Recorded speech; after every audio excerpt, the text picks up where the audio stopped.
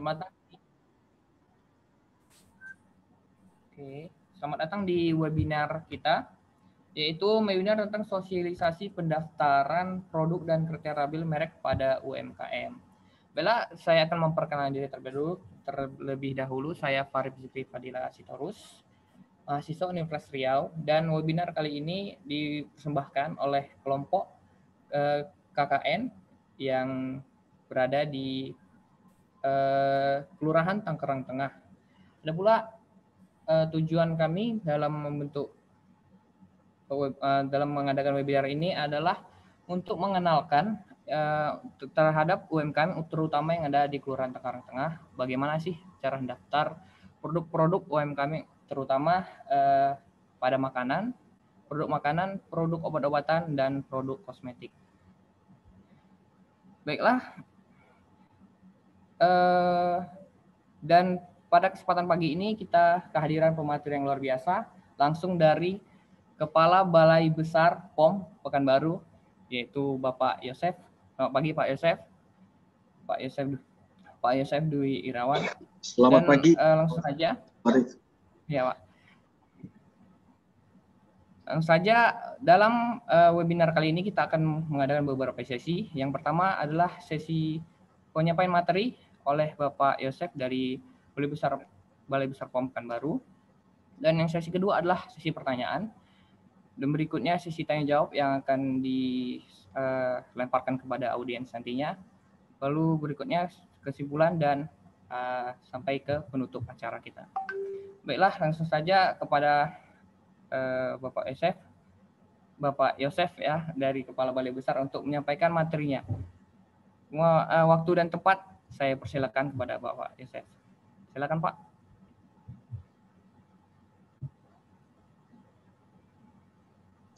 Baik, terima kasih banyak Mas Farid selaku moderator. Oh, iya, Pak. Ini hadir juga Pak Dr. Hambali, beliau sebagai selaku dosen pembimbing lapangan, Pak. Iya, Pak. Oh, baik. Assalamualaikum Mas Farid. Iya, Pak. Selamat pagi Pak Yosef. Selamat pagi Pak Dr. Hambali. Salam sehat selalu Pak. Sama-sama Pak Yosef. Salam kenal di udara Pak. Ya, sama-sama Pak Yosef. Baik, terima kasih. Saya ulangi lagi, Assalamualaikum warahmatullahi wabarakatuh. Selamat pagi, salam sejahtera untuk semua. Yang saya hormati Bapak Dosen Pembimbing Lapangan, Bapak Dr. Hambali MSI, dan juga nih ya tim KKN Undri ya di kampung apa namanya? Kelurahan Tanggerang Tengah, Pak. Kelurahan Tanggerang Tengah ya. Iya.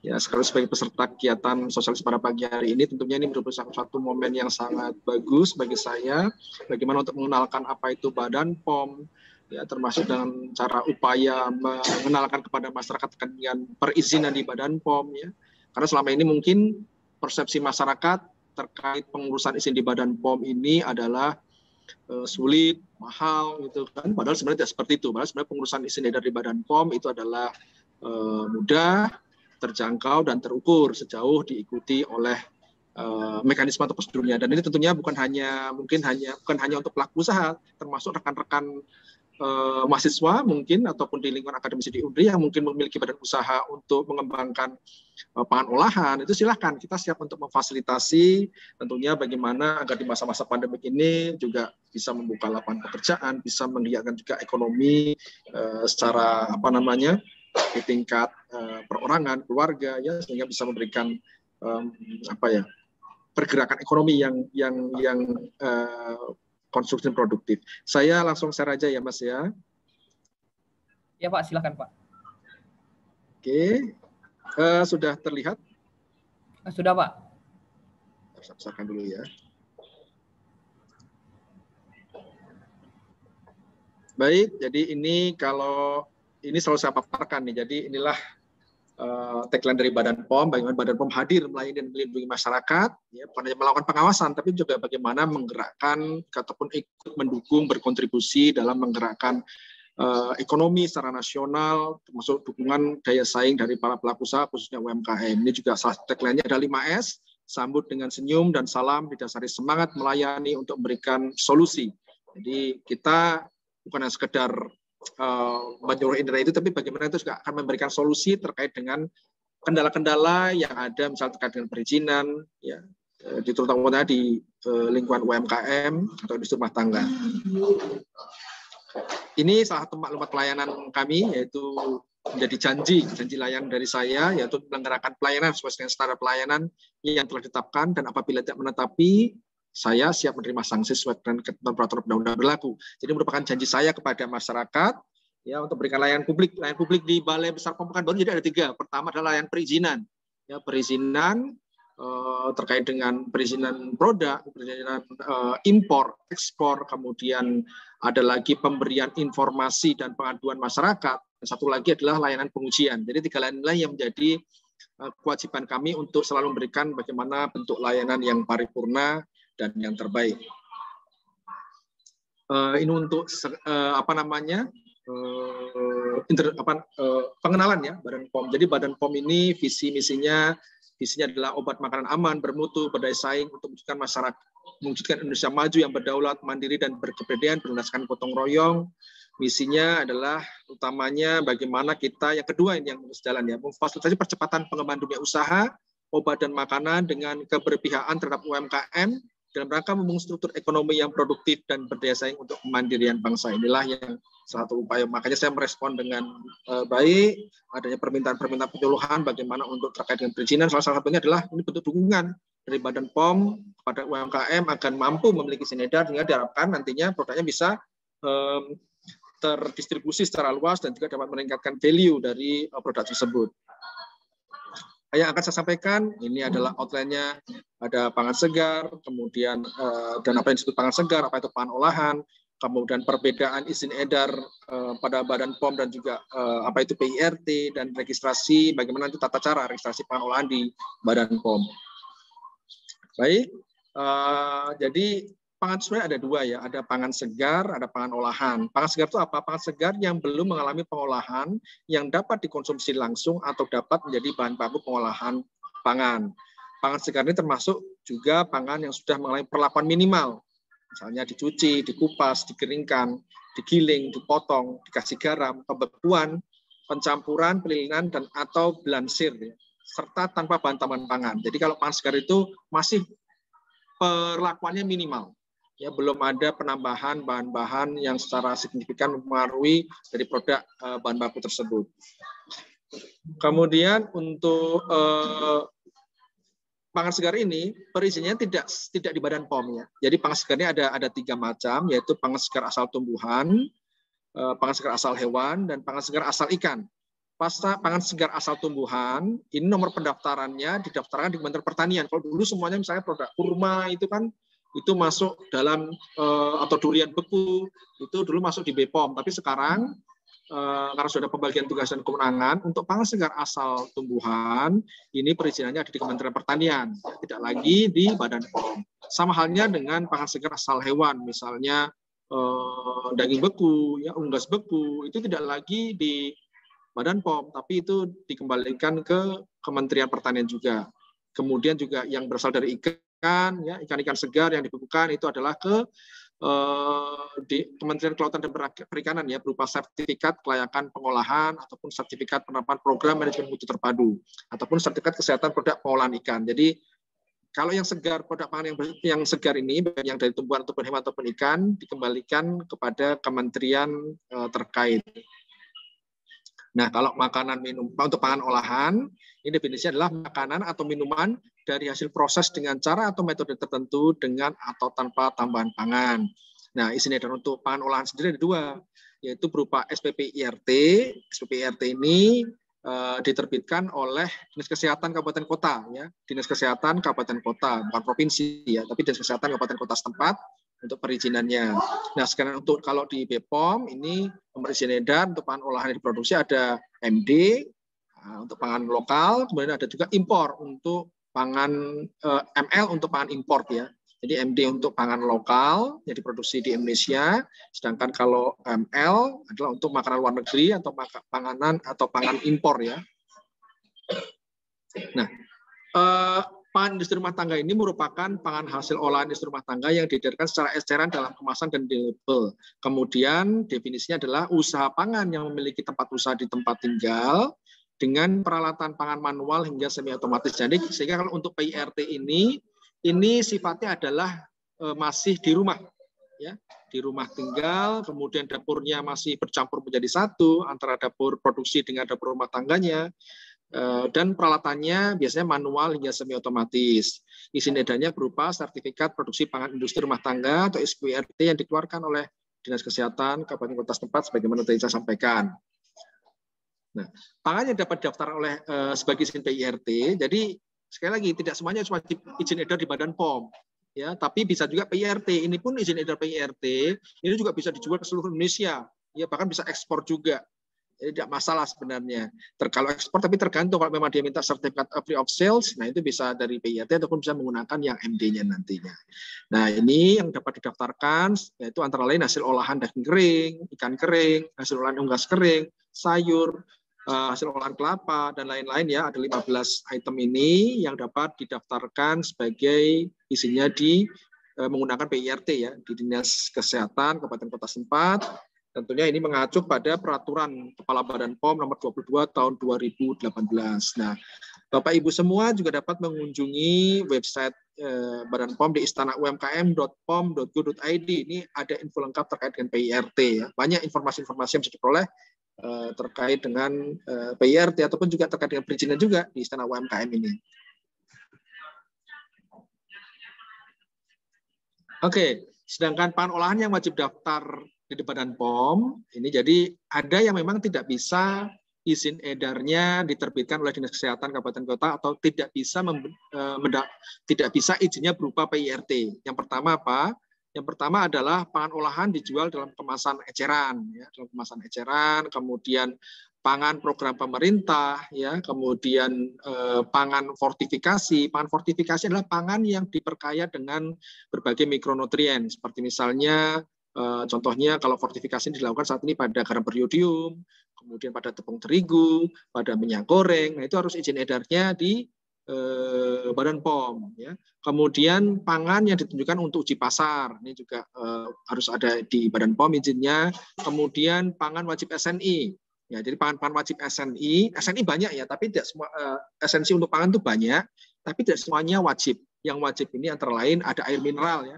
Air mineral alami, ada garam beriodium, air minum dalam kemasan, minyak goreng sawit, kopi instan, ya, pangan kaleng, kemudian tepung terigu, gula kristal putih, dan juga kakao bubuk atau coklat bubuk. Ini yang izinnya harus di Badan POM, tidak bisa izinnya diterbitkan oleh Dinas Kesehatan Kabupaten Kota. Tapi ada juga pangan-pangan yang tidak wajib daftar baik yang di BPOM ataupun di Dinas Kesehatan. Contohnya apa? Yaitu masa simpannya kurang dari 7 hari. Jadi kalau pangan umur simpannya kurang dari 7 hari itu tidak wajib daftar. Ya. Misalnya produk itu buat roti basah itu kan, itu umur simpannya kurang dari 7 hari itu tidak perlu, ya, tidak perlu. Tapi bahwa harus mereka menerapkan prinsip-prinsip keamanan pangan. Apa itu keamanan pangan? Sebenarnya nanti bisa dikupas lagi juga. Yang dimaksudkan keamanan pangan adalah suatu kondisi pangan itu bebas dari namanya cemaran fisik, cemaran kimia, dan cemaran mikrobiologi. Dan ini banyak aspek-aspeknya, mulai dari lingkungan, mulai dari pekerjanya, peralatan, bahan kemas, ya. Jadi ini aspeknya banyak. Mungkin nanti bisa dibahas lagi bagaimana terkait dengan keamanan pangan, ya. Kemudian diimpor dalam jumlah kecil. Biasanya diimpor dalam jumlah kecil dalam rangka perizinan ini. Jadi diimpor dimasukkan dalam jumlah kecil untuk perizinan. Kemudian digunakan lebih lanjut sebagai bahan baku. Ya. Artinya prosesnya ini tidak langsung dikonsumsi, tapi digunakan di industri biasanya seperti itu. Kemudian pangan olahan dalam jumlah besar dan tidak dijual langsung pada konsumen akhir. Juga sama biasanya dalam kemasan bulk ini digunakan untuk di industri, ya, tidak langsung dikonsumsi, tidak langsung dijual, tapi di industri digunakan sebagai bahan baku. Kemudian diolah dan dikemas di hadapan pembeli. Ini juga tidak wajib daftar. Misalnya kalau gula pasir kita itu kan langsung diwadahi, dijual, itu tidak diwajibkan seperti itu. Kemudian pangan siap saji, artinya misalnya bakso, soto, mie ayam, nah itu tidak perlu, ya, tapi harus menerapkan prinsip-prinsip keamanan. Dan juga untuk pangan siap saji ini ada namanya hotel pada restoran, kafe, ya, rumah makan, ini sebenarnya harusnya memiliki sertifikat layak izin sanitasi atau layak sehat dari Dinas Kesehatan Kabupaten Kota. Jadi Bapak Ibu yang punya usaha rumah makan, restoran, ya, catering, nah itu harus sebaiknya punya sertifikat izin sanitasi. Ini proses pengurusannya di Dinas Kesehatan Kabupaten Kota setempat dan tidak sulit. Dan akan lebih memberikan kepercayaan juga untuk customer-nya nantinya. Kemudian mengalami pengolahan minimal atau pasca panen, misalnya pencucian, pengupasan, pengeringan, penggilingan, pencampuran, blansir seperti tadi ya saya sampaikan, kecuali BTP untuk peliharaan pangan segar, pendaftarannya tadi dilakukan di kementerian-kementerian terkait, baik Kementerian Pertanian ataupun Kementerian Kelautan dan Perikanan. Nah, ini izin edar yang diterbitkan oleh bedanya antara yang diterbitkan oleh Badan POM dengan Dinas Kesehatan. Kalau yang dari Badan POM ini berupa MD untuk pangan lokal, ya, produksi Indonesia. Kemudian kalau untuk pangan impor, pangan dari luar negeri, ML kodenya, diikuti 12 digit angka. Kemudian kalau di Dinas Kesehatan, ini berupa namanya PIRT, ada 15 digit angka di belakangnya. Ya. Kemudian persyaratannya, kriteria pangan yang didaftarkan di Badan POM, ini tentunya untuk produksi, salah satu persyaratan adalah lokasi produksinya atau dapurnya harus terpisah. Jadi dapur harus terpisah dari dapur sehari-hari. Dapur produksi harus terpisah dari dapur rumah tangga. Tidak harus sesuatu yang besar, ataupun suatu hal yang misalnya luas, tidak. Tapi secukupnya saja. Yang terpenting pada aspek kebersihan, kerapian, alur prosesnya itu tidak ada potensi terjadinya cross kontaminasi atau kontaminasi silang. Kemudian pangan olahan diproduksi secara manual, semi otomatis atau otomatis dengan teknologi tertentu seperti ada UHT, pasteurisasi, ritot, ya. Kemudian jenis pangannya seluruh jenis pangan olahan bisa dilakukan izin edar di Badan POM. Tapi kalau yang tadi pangan segar tadi tidak perlu, ya, karena tidak bisa izinnya sekarang dilimpahkan ke kementerian terkait. Sedangkan kalau untuk PIRT ini relatif lebih fleksibel, ya, karena tempat usaha tempat tinggal, kemudian juga dapurnya masih kadang-kadang masih jadi satu, peralatannya masih manual sampai dengan semi otomatis. Nah, hampir mirip. Tapi prinsipnya kalau di Badan POM utamanya adalah dari lokasi produksi harus terpisah dari dapur rumah tangga. Ya, bisa menjadi satu satu tempat tinggal. Ya. Tidak harus misalnya produksinya terpisah dari tempat tinggal, tidak. Ya, jadi tapi yang penting dapurnya terpisah. Jadi misalnya ada ruangan yang tidak terpakai, tidak tergunakan, bisa difungsikan, dimodifikasi menjadi tempat produksi. Jadi bukan harus gedung yang terpisah dari bangunan induk, bisa menjadi satu. Di rumah pun juga bisa, tapi harus ada tempat produksi yang khusus, itu saja. Nah, kemudian ini perbedaannya, sertifikatnya tadi ya. Ini kalau di Badan POM berupa sertifikat seperti ini, dan ini sudah tanda tangan elektronik, jadi bisa langsung, tidak lagi pelaku usaha itu perlu datang ke Jakarta, tidak perlu. Jadi tinggal begitu nanti melakukan proses pengurusan perizinan, ini nanti bisa di print sendiri. Kalau sudah dapat izin edarnya, tinggal di download dan di print dan dapat langsung sudah, karena kita sudah secara elektronik. Sedangkan kalau ini yang di Dinas Kesehatan, ya, mungkin kalau Dinas Kesehatan mungkin diambil di PTSP, ya, karena sekarang penerapan OSS single submission, jadi dalam rangka untuk kecepatan perizinan juga. Jadi sekarang penerbitan ini dilakukan oleh DPM PTSP atau pelayanan terpadu satu pintu biasanya. Nah, sebenarnya registrasi pangan olahan ini penting atau enggak? Ya, tentunya ini suatu hal yang sangat penting, ya. Karena apa? Karena pertama sudah ada evaluasi mutu dan keamanan dan juga gizi di produk tersebut, sehingga tentunya lebih bisa meningkatkan kepercayaan, ya, terkait dengan suatu merek tersebut. Customer lebih percaya, ya, apalagi juga untuk memperluas pemasaran hingga ke luar negeri. Kalaupun di retailnya di lokal sendiri pasti sekarang menanyakan sudah punya izin edar atau belum. Nah, ini kalau belum punya izin edar biasanya retail itu tidak mau menerima, ya. Tapi kalau sudah punya izin edar, mereka mau menerima karena sudah ada jaminan ataupun sudah dilakukan evaluasi oleh pemerintah terkait dengan aspek mutu dan keamanannya. Kemudian tentunya nilai tambah dan juga daya saingnya menjadi lebih tinggi dibandingkan dari produk-produk sejenis yang belum mendapatkan izin edar. Artinya value-nya itu menjadi lebih baik dan lebih signifikan untuk dapat diterima oleh customer dan juga oleh masyarakat. Nah, bagaimana tata cara mendapatkan izin dari Badan POM? masa izin edar Badan POM ini berlaku 5 tahun ya. Dan setiap 5 tahun harus diperpanjang. Bukan berarti sekali dapat izin edar berlaku selamanya, tidak. Jadi nanti di sertifikatnya pun, di sertifikat nomor izin edar tadi itu ada masa berlakunya, berapa lama sampai kapan berlakunya, dan diperpanjang sebelum habis, minimal setahun sebelumnya bisa dilakukan, setengah tahun ataupun 1 tahun sebelumnya bisa dilakukan perpanjangan untuk proses pengurusan, karena ada prosesnya. Bisa jadi ada beberapa perubahan peraturan, ada juga mungkin kekurangan dari fasilitas harus dilengkapi. Nah, ini makanya prosesnya harus jauh-jauh hari, walaupun sebenarnya kalau secara timeline kita sekitar kalaupun lancar sekitar 30-60 hari itu sudah bisa terselesaikan ya, bahkan bisa lebih cepat kalau sarananya atau pelaku usaha melakukan perbaikan dengan cepat. Jadi yang pertama tahapannya pembinaan. Pembinaan dilakukan oleh Balai Besar POM Pekanbaru untuk UMKM yang komitmen akan daftar izin edar MD. Kemudian kita melakukan pemeriksaan dokumen. Ya, kita cek dokumen dulu. Jadi ada beberapa dokumen dulu diserahkan kepada kami di Balai Besar POM Pekanbaru untuk dilakukan pemeriksaan. Kita cek, setelah dokumennya lengkap, itu maka kita akan melakukan pemeriksaan sarana. Nah, pemeriksaan sarana ini minimal nilainya adalah B. Jadi ada A, B, C, D penilaiannya. A itu sangat baik, B itu baik, C itu kurang, D itu jelek. Ya, jadi kalau masih D atau C harus melakukan perbaikan. Ya.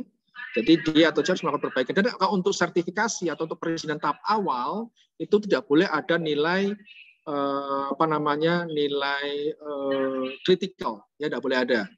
Kalau inspeksi tidak boleh ada nilai serius, tidak boleh ada nilai serius. Kalau di saat diinspeksi atau pengawasan rutin diinspeksi masih bisa serius, masih bisa dapat B. Tapi biarpun B kalau masih nilai serius, itu dalam rangka perizinan harus dilakukan perbaikan dulu. Kemudian setelah itu kita melakukan pengujian produk di laboratorium. Dan ini kita fasilitasi khusus UMKM tapi ya, khusus UMKM. Jadi ini salah satu insentif yang kita berikan adalah fasilitasi pengujian gratis, tapi ada kuotanya, makanya kita mendorong bersegeralah para UMKM yang ingin mengurus perizinan edar di Badan POM, karena kita ada program fasilitasi pengujian gratis, ya kuotanya terbatas tapi ini. Kemudian juga nanti setelah itu melakukan pendaftaran akun perusahaan, ya, daftar dulu yang telah pernah jadi nanti setelah yang telah mendapatkan rekomendasi dari Badan POM, mendaftar akun. Kemudian selanjutnya ada melakukan pendaftaran produk. Ini dilakukan oleh UMKM yang telah memperoleh persetujuan akun perusahaan berupa password ataupun username. Kalau Bapak Ibu yang misalnya, saya tidak terlalu familiar dengan internet, nggak usah khawatir, nanti akan ada petugas dari kami yang akan melakukan pendampingan. Ya. Kita jemput bola. Jadi nanti kalau Bapak Ibu sudah siap, bisa Ibu yang datang ke kantor kami, atau kami nanti akan mendatangi Bapak Ibu untuk dilakukan pendampingan sampai dengan nanti dapat izin edar. Yang penting di tempatnya Bapak Ibu ada jaringan internet, ya, karena ini kan menggunakan internet gitu. Kemudian langkah awal untuk urus izin Badan POM pembinaan, ini petugas sertifikasi akan berkunjung tadi ya, salah satu jemput bola kami, kita akan berkunjung memberikan saran dan masukan. Jadi saat pembinaannya, Ibu sudah punya NIB dulu, nomor induk berusaha. Di mana ngurus NIB-nya? Di PTSP, ya. Jadi Bapak Ibu yang saat ini ingin tarik untuk mendaftarkan, urus dulu NIB-nya. NIB ini sekarang ini menjadi nomor induk berusaha wajib dan ini berlaku secara nasional, artinya melalui PTSP dan tidak sulit untuk memperolehnya. Kemudian harus punya izin usaha mikro kecil, ya, UMK. Ini salah satu untuk UMKM, karena kalau bukan UMKM nanti tidak dapat fasilitas kalau pendampingan tetap, tapi kalau yang UMKM ini akan dapat fasilitasi pengujian gratis dan diskon 50%. Kemudian NPWP, ya, yang belum punya NPWP segera dilakukan pengurusan NPWP di kantor pajak. Kemudian sarana juga harus terpisah, tadi saya sampaikan, harus terpisah antara dapur produksi dengan dapur rumah tangga. Tidak harus yang gede, tapi tidak harus di dalam bangunan terpisah, bisa dalam satu lokasi yang sama tapi ruangan yang terpisah, ya, dari dapur rutin yang digunakan untuk memasak sehari-hari. Kemudian kita melakukan pemeriksaan sarana baru atau pemeriksaan sarana bangunan, ya, di mana kita menggunakan form namanya form 166, 166 poin yang kita cek dan minimal nilainya adalah B. Setelah itu, setelah memperoleh nilai B minimal, apalagi kalau A lebih bagus lagi, itu kita terbitkan surat rekomendasi. Dan proses ini kunjungan kita adalah gratis, tidak dipungut biaya sepeser pun. Artinya mau dimanapun juga, mau di Pekanbaru, mau di Siak, mau di ujung mana lagi di Rohil, ya, itu silahkan. Dan saat ini saya lupa menyampaikan juga, saat ini juga Badan POM ada 3 UPT, ya, ada 3 perwakilan di Provinsi Riau ini. 1 Balai Besar POM Pekanbaru, kemudian 2 Lokapom di Kota Dumai, ini wilayah kerjanya di Dumai dan di Bengkalis, kemudian Lokapom di Indragiri Hilir, wilayah kerjanya Inhil dan Inhu. Jadi untuk Bapak Ibu yang punya saudara, punya rekan, punya teman di sana, silakan. Bisa datang ke, kalau yang di wilayah di luar dari yang tadi, Dumai, Bengkalis, kemudian Inhil dan Inhu, bisa datang ke kami. Tapi kalau yang di wilayah 2 tadi itu, yang di perwakilan di Dumai dan di Inhil, itu bisa datang ke sana, sama, gratis. Jadi mau dimanapun juga akan kita datangi. Tapi tentunya siapkan dulu ya, siapkan dulu, punya dulu. Biasanya kita dokumen-dokumen kita minta kirim dulu, agar jangan sampai kita ke sana ternyata masih belum ada fasilitas. Karena kan ini kita menggunakan uang negara, ya, uang negara harus Rp1 pun harus bisa memberikan kebermanfaatan untuk rakyat, ya, untuk rakyat. Jadi jangan sampai kita ke sana ternyata masih belum ada apa-apa. Makanya biasanya kita lakukan pemeriksaan dokumen, kita kirim video melalui WhatsApp dulu. Saat ini kan sudah punya HP itu kan, jadi kirimkan dulu, baru setelah kita meyakini sudah siap, kita datang, sehingga uang negara itu benar-benar dimanfaatkan secara efektif dan efisien dan tidak ada kerugian pada negara terkait dalam rangka pelayanan publik ini. Kemudian pengujian tadi ya, pengujian, dan ini kita gratiskan khusus UMKM. Jadi tapi yang benar-benar jadi catatan, jadi sampelnya ini harus dipastikan Ibu buat yang sebaik-baiknya ya. Nanti kalau hasilnya TMS, ya nanti kita kan harus berbagi dengan UMKM lain, kita karena kuota terbatas. Jadi nanti kalau misalnya punya Ibu ternyata tidak memenuhi syarat, ya mungkin nanti akan dikenakan biaya, ya biaya sesuai dengan PNBP.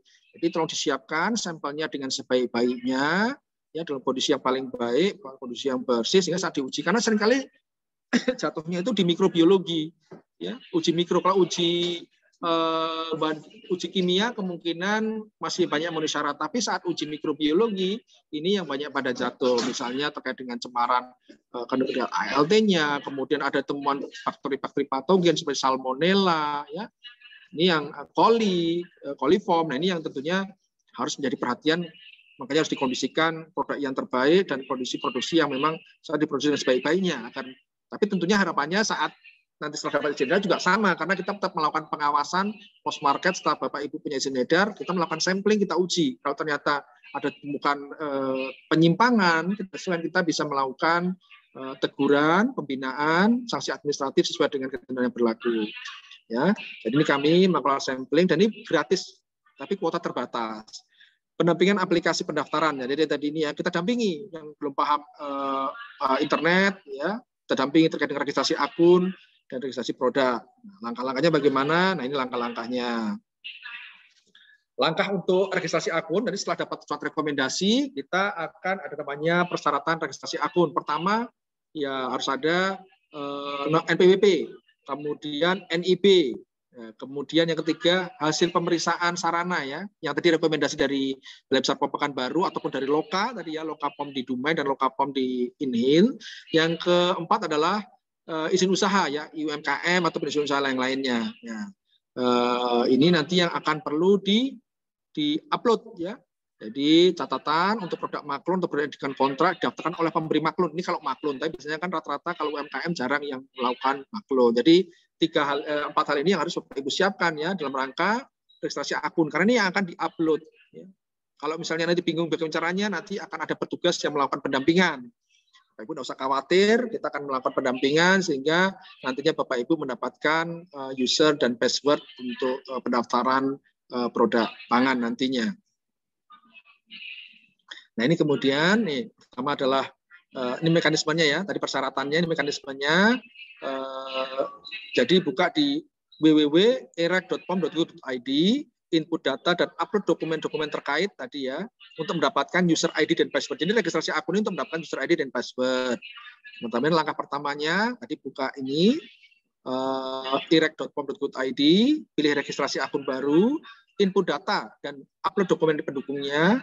Kemudian tunggu hasil evaluasi petugas. Biasanya ada timeline-nya ini, ya, sekitar 14 hari kalau nggak salah. Nanti setelah mendapatkan maksimal ini, ya, nanti akan mendapatkan user ID dan password. Karena memang butuh waktu, karena ini kan semua terpusat di Badan POM.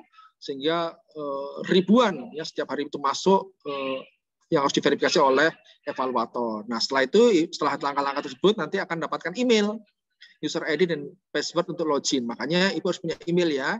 Karena ini lewat email pemberian informasinya. Jadi harus betul-betul Bapak Ibu rutin melakukan pengecekan. Nah, kemudian untuk registrasi produk pangan olahan, tadi kan sudah registrasi akun, sudah dapat user ID sama password, kita melakukan registrasi produk pangannya di irek.pom.go.id, input data, dan upload dokumen terkait untuk mendapatkan izin edar. Ini sudah mau langkah hampir selesai nih, jadi di-upload. Ya, komposisinya apa, alur komposisinya apa saja, ya alur produksinya bagaimana, alur sejak mulai dari bahan baku, proses pengolahan sampai dengan dihasilkan produk akhirnya. Kemudian hasil uji analisa produk, tadi ya ini kita fasilitasi yang kita berikan gratis, spesifikasi bahan baku. Nah, spesifikasi bahan baku mungkin Bapak Ibu bingung, apa ini spesifikasi bahan baku ya? Kalau yang industri besar dia bisa mendapatkan namanya sertifikat of analysis. Tapi kalau misalnya saya belinya dari pasar nih bahan-bahannya, enggak apa-apa. Jadi spesifikasi bahan baku Ibu sendiri menetapkan misalnya kentang bahan bakunya misalnya kentang adalah yang bentuknya harus yang bersih, yang masih baik, mungkin yang mulus. Nah, itu silahkan spesifikasinya Bapak Ibu tetapkan sendiri ya. Misalnya menggunakan kelapa ya, apa spesifikasinya Bapak Ibu? Misalnya harus bagaimana? Ini spesifikasi bahan baku Bapak Ibu yang menetapkan sendiri ya.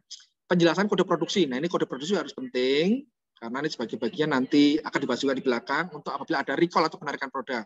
Jadi kode produksi itu tidak susah juga. Yang penting silahkan kodenya Bapak Ibu yang nanti menerjemahkan sendiri. Memberikan misalnya kodenya 1, 2, 3, 4, 5. Kode pertama adalah hari. Kode kedua adalah tanggal. Kode ketiga adalah bulan. Kode 4 adalah tahun. Kemudian ke-6 adalah merupakan mesin yang apa. Nah, itu silahkan. Jadi kode produksi ini dikembalikan kepada para pelaku usaha untuk menetapkan. Karena ini penting. Karena kalau tidak, apabila tidak ada kode produksi dan bila ada permasalahan dengan produk tersebut, maka produknya akan ditarik semuanya. Tapi saat ada kode produksi, jadi kode produksi sebagai penanda produk yang bermasalah ada produk yang diproduksi di hari Senin. Hari Selasa, Rabu, Kamis, Jumat, Sabtu, Minggu itu tidak masalah. Tapi kalau tidak dikasih kode produksi, nah, kan kita bingung yang mana nih, berarti bermasalah harus ditarik semua, nanti bisa berdampak kerugian. Kode kadaluarsa juga sama, dan juga ada rancangan desain label. Nah, label ini tentunya harus memenuhi kriteria yang ada, tidak boleh berlebih-lebihan ataupun klaim yang menyesatkan. Misalnya makanan menyehatkan, itu tidak boleh. Namanya makanan pasti adalah sehat semua, ya. Jadi tidak boleh. Biasanya nanti akan ada dari tim dari kami akan melakukan evaluasi. Kemudian mencantumkan logo halal, kalau belum punya sertifikat halal itu tidak boleh juga. Ya, karena cantumkan sertifikat halal boleh, tapi syaratnya harus sudah punya sertifikat halal. Nah, ini untuk biaya registrasinya ya, jenis-jenis pangannya, dan juga ada ini tadi saya sampaikan, diskon 50% ya PNBP ini. Misalnya Bapak Ibu adalah memproduksi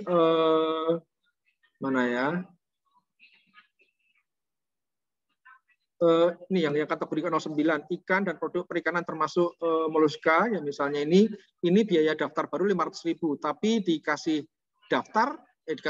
diskon 50% cuma bayar 250.000 ya. Kemudian makanan riang sehat santap nih ya 300.000. Ini karena diskon 50% cuma 150.000 dan itu adalah berlaku untuk 5 tahun. Bayangkan cuma bayar 150.000 itu berlaku untuk 5 tahun. Makanya yang sementara ini mungkin Bapak teman-teman atau Bapak Ibu dengar kalau izin edar di Badan POM mahal itu berarti tidak benar. Karena sangat-sangat murah dan terjangkau sebenarnya. Ya, dan kami akan melakukan fasilitasi. Khusus UMKM diberikan diskon 50%. Bayangkan membayar 150.000 ya untuk 5 tahun. Dan ini langsung setor ke negara, tidak disetor ke petugas ya. Jadi disetor ke negara. Tidak ada kita menerima langsung, petugas menerima langsung, tidak boleh. Karena itu nanti bisa masuk gratifikasi, apalagi Balai Besar POM Pekanbaru sudah termasuk salah satu unit kerja yang telah mendapatkan predikat WBK, wilayah bebas korupsi dari Kemenpan RB. Ini kita sedang berproses untuk wilayah birokrasi bersih dan melayani. Nah, kemudian sertifikat elektronik untuk izin. Dan tadi saya sampaikan, Bapak Ibu tidak perlu lagi nih datang jauh-jauh ke Jakarta. Ya, karena ini bisa langsung diterbitkan, ditandatangani secara elektronik, tinggal download, Ibu dapat sertifikatnya. ya, karena ini bahwa sudah ada barcode-nya, 2D barcode-nya, kemudian juga sudah ada tanda tangan elektronik berlaku 5 tahun. Jadi sangat-sangat membantu sekali untuk Bapak Ibu pelaku usaha UMKM, apalagi di masa pandemi ini ya, tidak perlu pergi-pergi kemana-mana, cukup diam di rumah saja, diisi entry, kami akan datang melakukan pemeriksaan. Bapak Ibu tidak perlu ke Pekanbaru, kita akan mendatangi. Kami akan jemput bola sehingga Ibu Bapak juga para pelaku usaha ini lebih safety, ya, kemudian juga lebih efektif dan efisien ya. Tidak perlu keluar biaya menuju ke Pekanbaru atau ke Jakarta. Kami yang akan datang dan juga di endingnya sendiri sertifikat bisa di-download secara elektronik. Nah, ini beberapa program ya, beberapa program dukungan Balai Besar POM Pekanbaru bagi UMKM. Ini ada namanya Permaisuri BPOM, pembinaan bersama lintas sektor urus izin edar Badan POM. Jadi misalnya di UNRI ada beberapa UMKM binaan yang sudah diintervensi, ini bisa kita kolaborasi sama-sama, ya, kolaborasi untuk bagaimana mendukung UMKM tersebut agar memperoleh izin edar. Tapi yang terpenting harus dipilih UMKM yang memiliki komitmen baik dan punya semangat untuk mengurus izin edar di Badan POM. Jangan yang misalnya nanti ada kekurangan, malas-malasan. Nah, ini nggak akan sulit juga karena harus perbaikan itu dari sarana, harus dari pelaku usahanya. Ya. Kemudian Sultan, ada Sapa UMKM lain dan Tumi Konsumen. Jadi ini juga satu bentuk untuk pengenalan mekanisme perizinan kepada para UMKM. Ada Jajan Jedar, coaching klinik jemput izin edar. Ini biasanya setahun 2 kali, yaitu kita berkolaborasi dengan Direktorat Registrasi Pangan Olahan di pusat. Ini untuk percepatan izin edar. Jadi yang sudah dapat rekomendasi, sudah berproses, ini izin edar bisa lebih dalam 1 hari bisa langsung bisa diterbitkan izin edar. Sama seperti kemarin beberapa waktu lalu di bulan Juni kita melakukan coaching klinik ini dengan hasil waktu itu ada sekitar 35 nomor izin edar diterbitkan dalam waktu 2 hari. Ya, tentunya ini membuktikan bahwa sekali lagi izin edar di Badan POM adalah cepat, terjangkau dan terukur, mudah, terjangkau dan terukur ya. Jadi sejauh bahwa tentunya mekanismenya diikuti, kelengkapan-kelengkapannya dilengkapi. Kemudian juga kita melakukan BIMTEK pada UMKM terkait dengan GMP atau cara produksi pangan yang baik luring ataupun daring, karena saat ini pandemik, termasuk Pekanbaru masuk dalam PPKM level 4, tentunya kita lebih pada mengedepankan online, walaupun terkadang kalau online ini terkendala masalah jaringan ya. Masalah jaringan, tapi prinsipnya kita upayakan ini sebagai salah satu yang terbaik di masa pandemi ini. Kemudian jemput bola secara intensif kepada UMKM, pendaftaran izinnya secara online, ya, uji laboratorium tadi ya digratiskan, dan juga keringan biaya berupa diskon sebesar 50%. Tentunya inilah bentuk-bentuk dukungan dari Balai Besar POM Pekanbaru agar bagaimana UMKM di Provinsi Riau ini dapat cepat memperoleh izin edar dan tentunya dalam rangka upaya untuk meningkatkan daya saing dan juga untuk menggerakkan perekonomian di Riau yang tentunya akan mendukung percepatan pemulihan ekonomi secara nasional.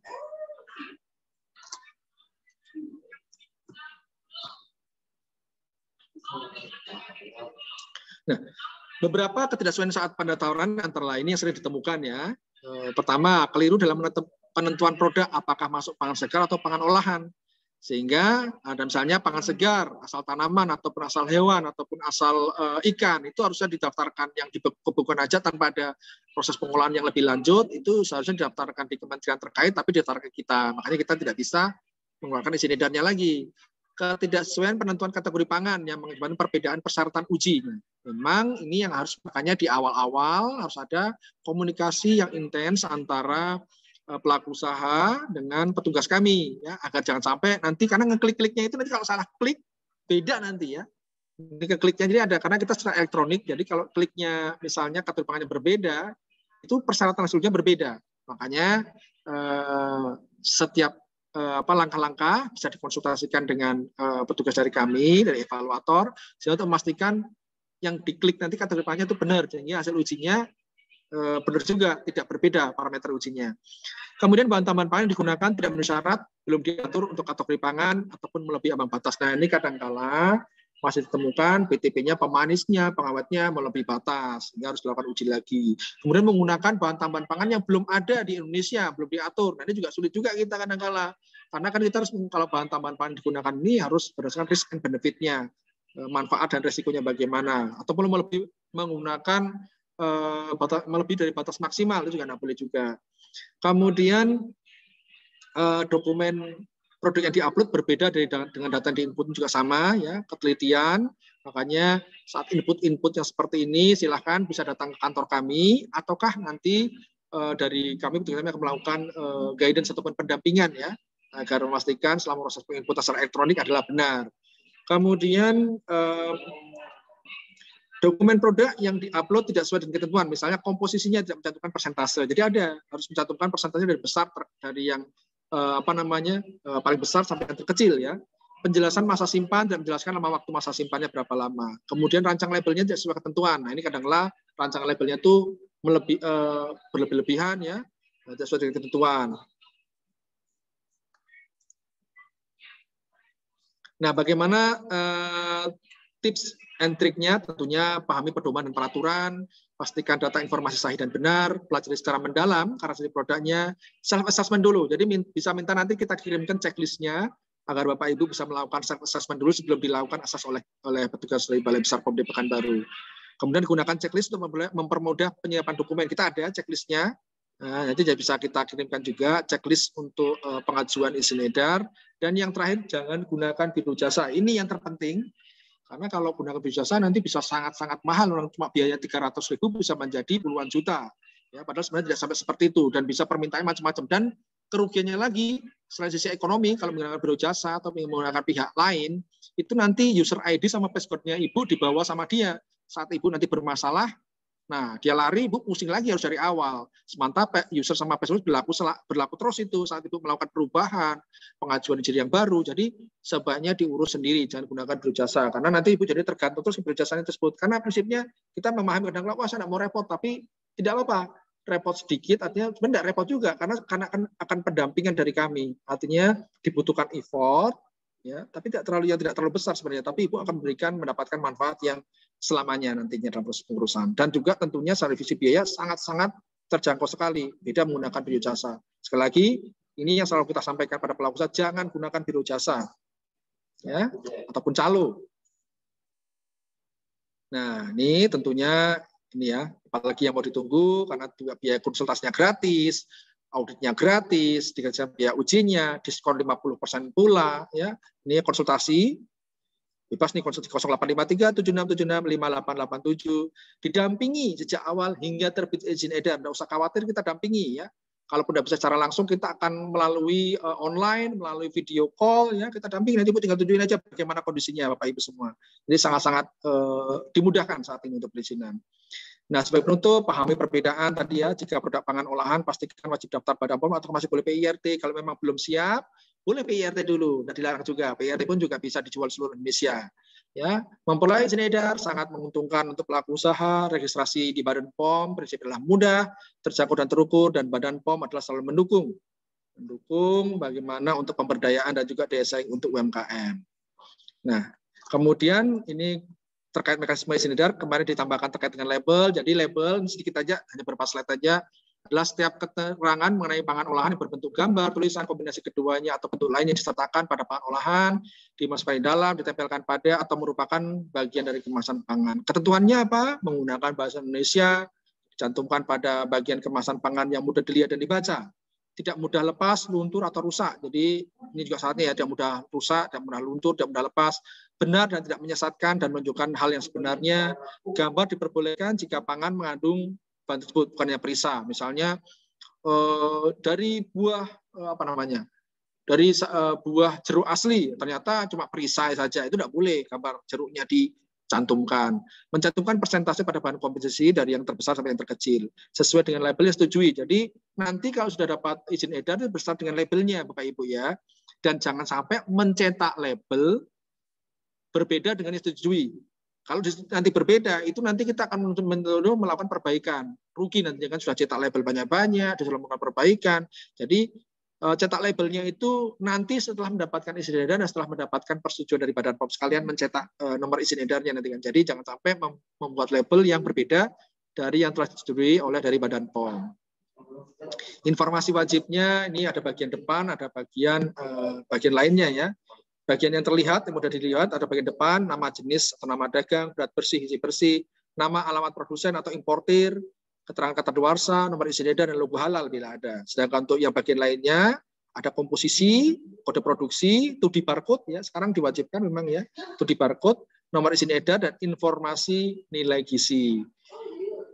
Nah ini contohnya, misalnya pada bagian yang paling mudah dilihat, nama jenisnya, ya minuman serbuk kopi susu, nama dagangnya RPO, kemudian ada nama alamat produsennya, nomor izin edar, kemudian kapan baik digunakannya, berat bersih, dan logo halal. Sedangkan bagian lain, ada komposisi, PTP, informasi bahan taman pangan ya, harus disebutkan kalau di bahan taman pangannya.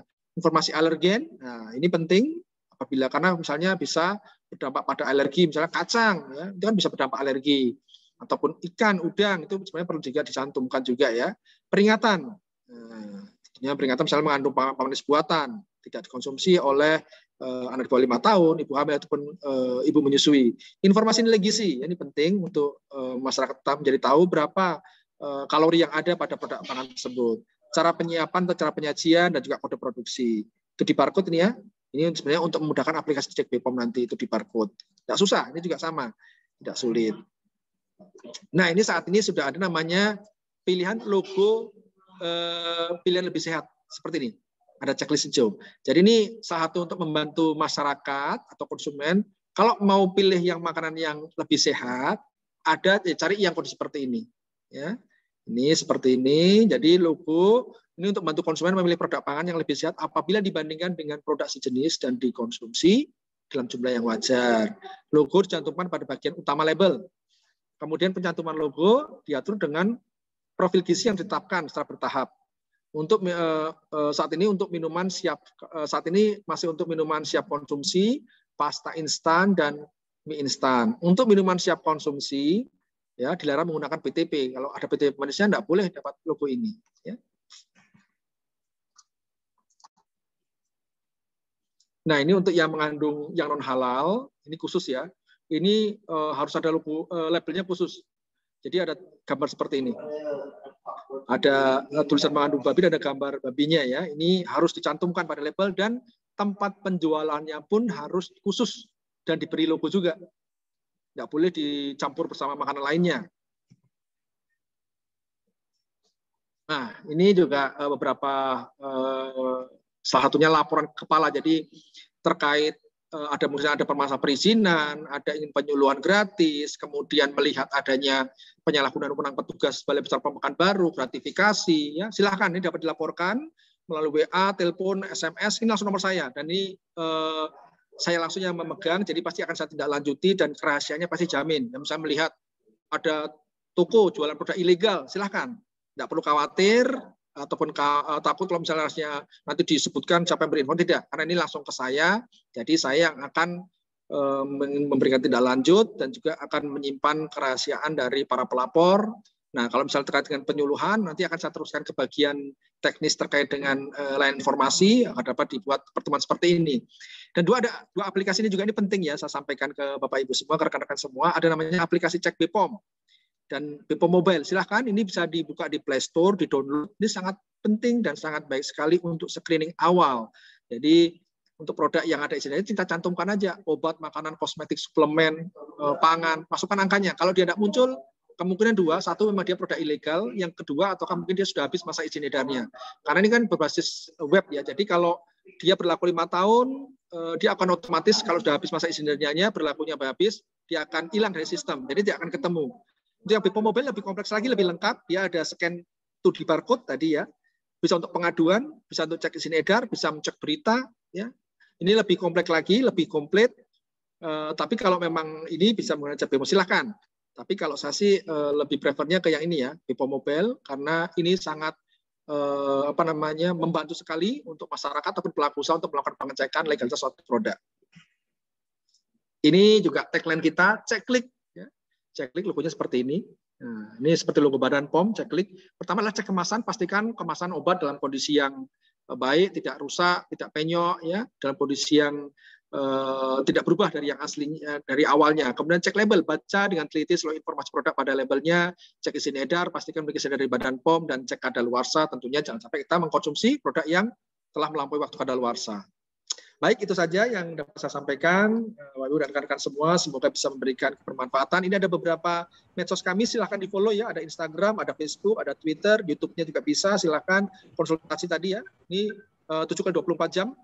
Silahkan. Tadi saya juga layanan ke Pak Kepala, laporan ke Pak Kepala juga 7x24 jam. Silahkan dimanfaatkan di 0819 31 18 18 09. Demikian yang dapat saya sampaikan. Saya kembali lagi kepada moderator. Terima kasih. Bila Hidayah.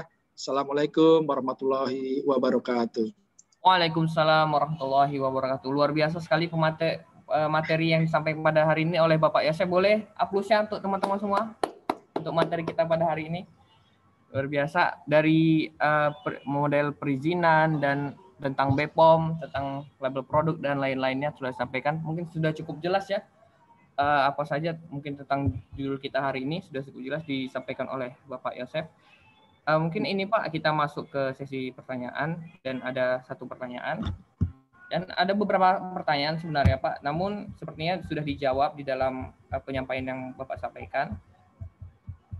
Oke, ini Pak, ada satu pertanyaan, ini bagaimana sih tindakan dari BPOM atau Balai Besar POM terhadap pelaku UMKM yang produknya sudah memenuhi kriteria untuk didaftarkan ke BPOM, namun ia tidak melakukannya, Pak.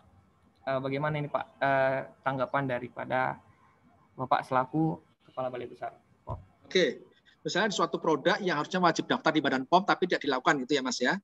Iya, Pak. Oke, baik. Jadi sebenarnya kita kalau Badan POM ini lebih mengedepankan pada aspek pembinaan dan pendampingan, apalagi untuk produk lokal ya. Kalau produk luar negeri, impor masuk ke Indonesia, dia tidak memiliki dan kita sikat. Kenapa? Karena kita harus tegas, kita untuk memproteksi produk dalam negeri. Jadi kalau produk impor masuk ke Indonesia tidak ada izin edarnya, itu tidak ada ampun lagi, harus kita musnahkan. Ya. Tapi kalau untuk produk lokal ini beda lagi. Produk lokal harus kita proteksi. Iya, karena UMKM, apalagi UMKM harus kita proteksi, harus kita lindungi, harus kita bina. Biarpun dia belum punya izin edar, kita tidak serta-merta harus kita bumi hanguskan, tidak. Ya, kita mendepankan pada aspek pendampingan dan pembinaan. Artinya kita sampaikan, kita dampingi sebaiknya diurus izin edar, kecuali produknya itu mengandung bahan berbahaya. Nah, itu beda lagi. Kalau mengandung berbahaya juga dimusnahkan karena berisiko pada kesehatan. Ya. Jadi ada dua hal tadi, apabila seharusnya punya izin edar. Contohnya yang paling gampang ini sekarang saat pandemi, frozen food. Nah, saat pandemi ini banyak sekali produk frozen ini kan. Kalau frozen food pasti kan lebih dari 7 hari. Ini banyak yang pada membuat UMKM ini. Sebenarnya kalau tidak memiliki izin edar, itu ada sanksinya di Undang-Undang Pangan. Itu pidana di Undang-Undang Pangan nomor 18 tahun 2012, pasal 142 kalau tidak salah ya. Itu pidananya 2 tahun dan denda 4 miliar. Ya, 4 atau 10 miliar, saya lupa. Jadi artinya sangat tinggi itu sebenarnya. Tapi kalau kami memang untuk khusus produk lokal UMKM, kita tidak mengedepankan, kita lebih mengedepankan aspek pendampingan dan pembinaan. Itu kalau terkait dengan pemberian sanksi pidana itu menjadi ultimum remedium, pilihan paling akhir lah itulah, itu ya. Tapi kalau untuk produk luar negeri, produk impor, kita memang harus tegas karena kita tidak ingin produk negara kita ini atau wilayah Provinsi Riau ini dibanjiri oleh produk-produk impor yang memiliki, kalau legal nggak apa-apa, boleh. Legal pun, kalau legal kan berlaku hukum internasional, semua memiliki izin edar, boleh beredar. Tapi kalau udah produk impor ilegal, nah kita tidak akan memberikan toleransi, pasti akan kita musnahkan.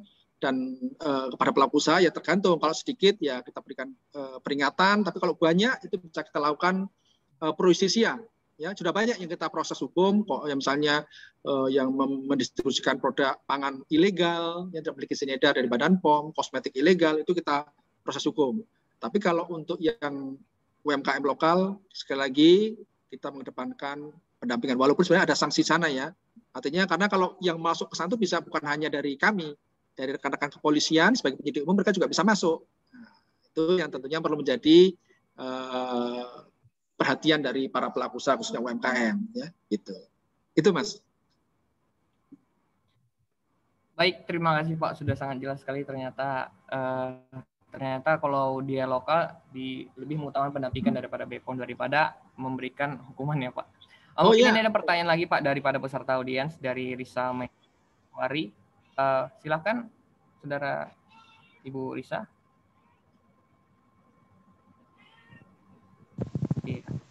Silakan Ibu.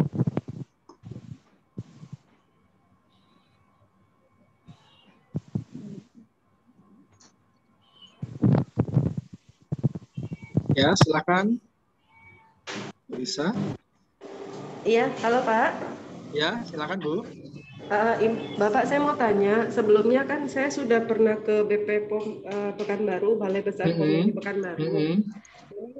Saya mau urus sertifikasi BP POM, saya juga ada produk yang harus punya PIRT. Salah satu syaratnya itu kan PKP, sertifikasi PKP, penceluhan keamanan pangan. Saya sudah masukkan dokumen ke Dinkes Kota Pekanbaru sebelum Idul Fitri. Nah, sampai sekarang mereka belum adakan penyuluhan lagi karena karena lagi situasi zona merah katanya. Yang saya ingin tanyakan itu apakah ada sertifikasi secara online, Pak? Karena sepertinya ini berlangsung agak lama untuk PPKM. Sekiranya dari BP POM ada yang online kan lebih gampang, jadi kita bisa ikut penyuluhannya secara online, jadi terus dapat sertifikasi. Karena sampai sekarang saya belum bisa izin urus perizinan karena nggak ada sertifikatnya. Gitu, Pak. Baik. Itu aja Bu Risa ya. Produknya apa Bu Risa ya? Produknya apa Bu? Produknya sirup homemade, Pak. Sirup homemade. Sirup homemade. Oke. Iya. Homemade ya? Homemade delima maksudnya? Iya. Oke. Buatan rumah. Buatan ya, sendiri. apa-apa. Jadi gini Bu, sebenarnya kalau terkait dengan PIRT itu kan memang kewenangan ada di pemerintah daerah, dalam hal ini Dinas Kesehatan ya. Memang seharusnya di masa pandemik ini dari pihak pemerintah daerah membuat terobosan-terobosan, karena memang sangat sulit kita melakukan penyuluhan secara daring atau onsite gitu ya. Harusnya bisa mulai dibuat penyuluhan secara online, tapi tentunya kewenangannya ada di pemerintah daerah Bu. Ini kan agak berbeda dengan kami. Sebenarnya kalau memang Ibu tertarik, kalau memang Ibu ingin membeli izin, kenapa langsung diurus saja izin dari BPOM-nya? Nah, kalau BPOM kan tidak perlu penyuluhan Bu, tapi hanya saja dipersyaratkan hanya ruang produksinya terpisah dari dapur keluarga gitu, karena ruangan khusus. Nah itu Ibu pakai aja, disesuaikan.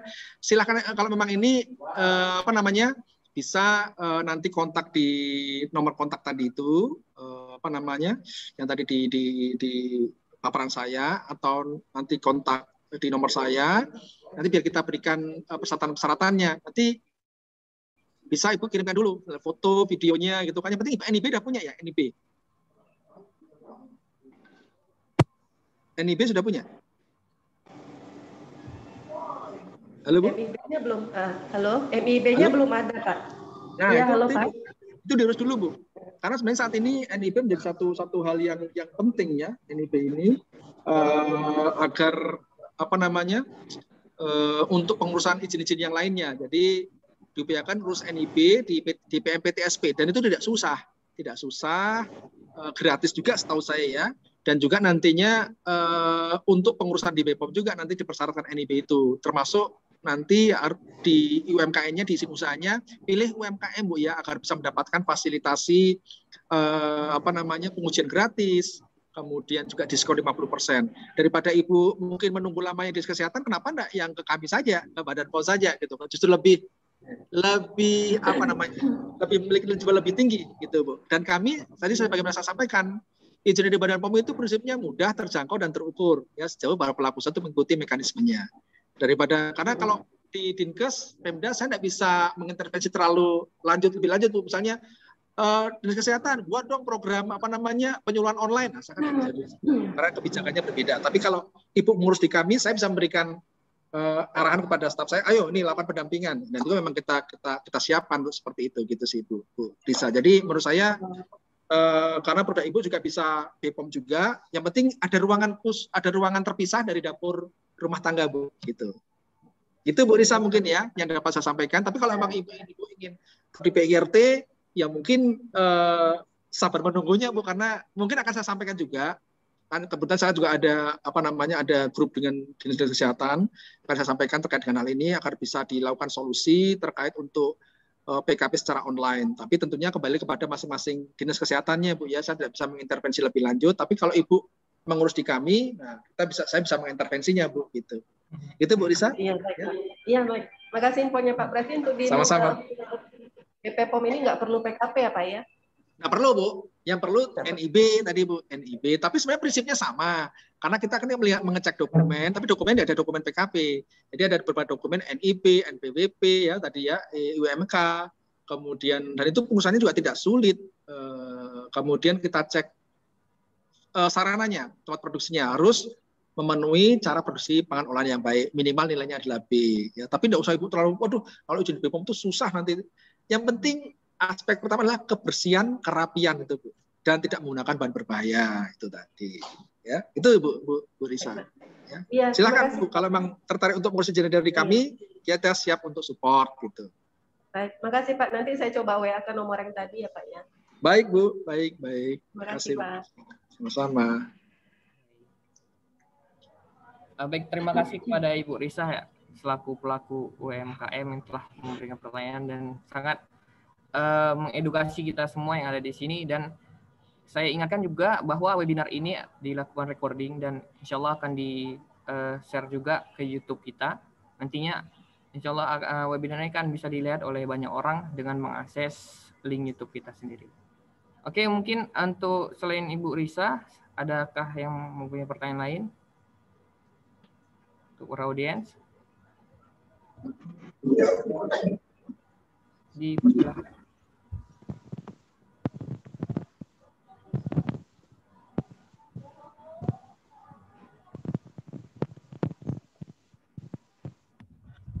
Oke, sudah? Tidak ada?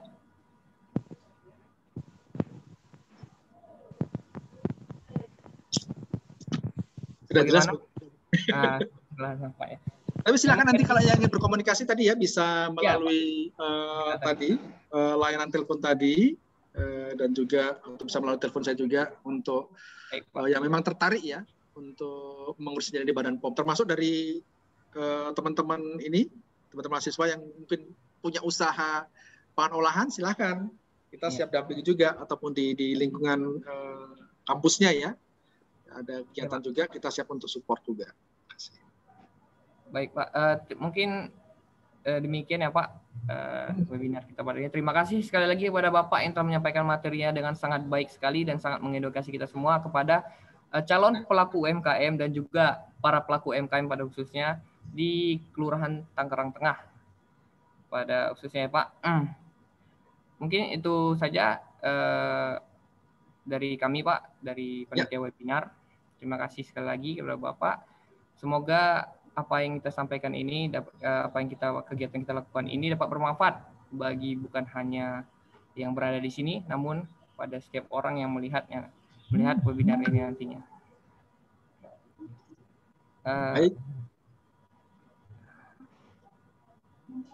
Oke, mungkin di sesi terakhir kita Pak, kita mungkin akan melakukan foto bersama. Mungkin untuk teman-teman semuanya boleh di open cam dulu terlebih dahulu. Dan tidak lupa simbol cek klik ya Pak. Cek klik. Iya. Jadi ini satu tagline kita, cek klik ini ya. Iya. Mungkin siapa yang mengambil dokumentasikan. Oke. Alia? Iya. Oke. Izin ya Pak, saya dokumentasi. Baik, silakan Mbak. Cek klik. 1, 2, 3. Lagi ya. 1, 2, 3. Oke, sudah. Oke, baik. Makasih banyak Mas Farif ya. Harapannya mungkin bisa berlanjut lagi dengan kegiatan-kegiatan yang bisa memberikan kebermanfaatan yang mungkin skopnya dengan yang lebih luas lagi dengan para milenial di kampus, kali mungkin secara online bisa membahas materi-materi yang lain, kosmetik, tradisional ya. Silahkan keamanan pangan, food safety, ya terserah apalah nanti yang terkait dengan bidang Badan POM ya. Saya sih lebih senang semakin banyak yang terpapar, ya walaupun mungkin tidak banyak, tapi paling tidak kan membantu tugas dari Badan POM untuk menyampaikan informasi kepada masyarakat. Jadi saya harap teman-teman yang dari tim KKN di Kampung Tangerang Tengah ini bisa nanti menginformasikan kepada keluarga, kepada lingkungannya, bahwa pengurusan izin dari Badan POM itu adalah mudah, terjangkau, dan terukur. Ya, sejauh diikuti mekanismenya. Oke, terima kasih. sekali lagi Mas Farid dan juga para kalian semua, Bapak semua. Ya, saya izin pamit undur diri. Terima kasih. Assalamualaikum warahmatullahi wabarakatuh. Waalaikumsalam warahmatullahi Terima kasih, Pak. Sama-sama. Ya, izin live ya. Ya, Pak. Terima kasih, Pak. Terima kasih Ibu. Ya, sama-sama. Dan terima kasih teman-teman dan audiens semua rekan-rekan yang ada hadir. Bye. Assalamualaikum.